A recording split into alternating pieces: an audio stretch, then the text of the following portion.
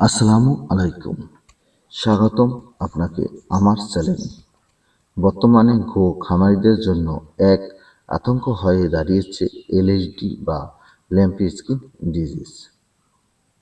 এই রোগ গরু থেকে বাছুর সবাইকে আক্রমণ করছে, কিন্তু অনেক পশু মালিক ভুল ধারণাবশত দ্রুত সুস্থ করার জন্য অ্যান্টিবায়োটিক ঔষধ ব্যবহার করছেন। আপনি কি জানেন এই ভুল চিকিৎসা আপনার আদরের পশুর জন্য চূড়ান্ত বিপদ ডেকে আনতে পারে? এলএইচডি রোগ কি এবং কেন হয়?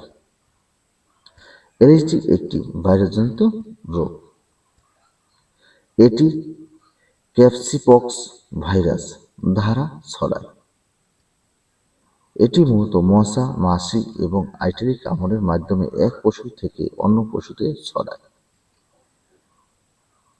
এই রোগের প্রধান লক্ষণ হল গরুর শরীরে গুটি গুটি বা চাকা দেখা দেয়, উচ্চ জ্বর এবং খাওয়ার অরুচি বা খাওয়ায় রুচি কমে যায়।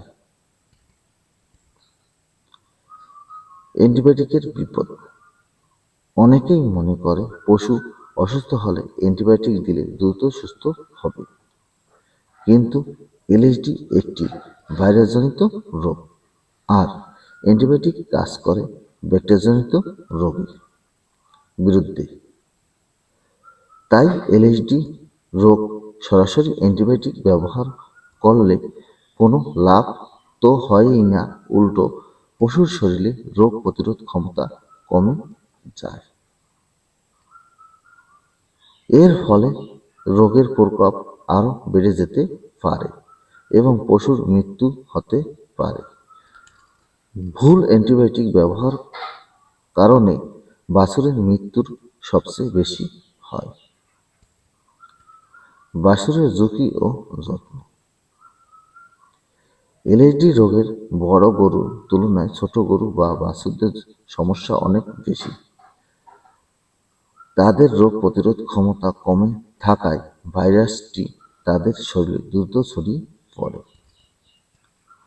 আক্রান্ত বাছুরের দুধ খাওয়ার ক্ষমতা কমে যায়, যার ফলে তারা অপুষ্টিজনিত ভোগে এবং দ্রুত দুর্বল হয়ে পড়ে।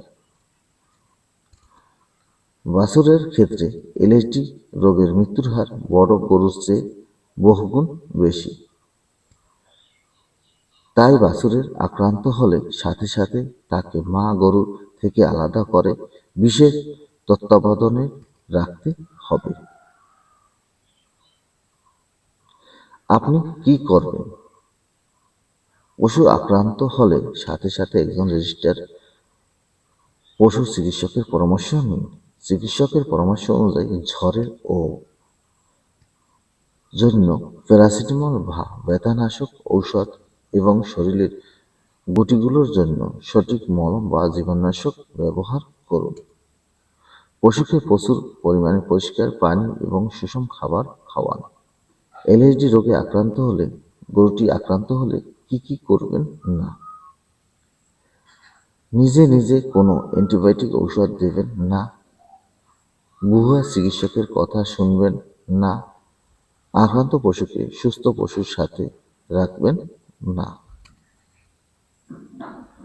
আপনার একটু সচেতনতা পারে আপনার পশুর প্রাণ বাঁচাতে। ভুল চিকিৎসক দেবেন না, সঠিক সময়ে পশু চিকিৎসকের পরামর্শ নিন। এই ভিডিওটি আপনার পরিচিত মালিকদের সাথে শেয়ার করুন। আমার এই ভিডিওটি যদি আপনাদের একটু ভালো লেগে থাকে তাহলে প্লিজ লাইক, শেয়ার, কমেন্ট এবং সাবস্ক্রাইব করবেন, যাতে তারা সচেতন হতে পারে। ধন্যবাদ।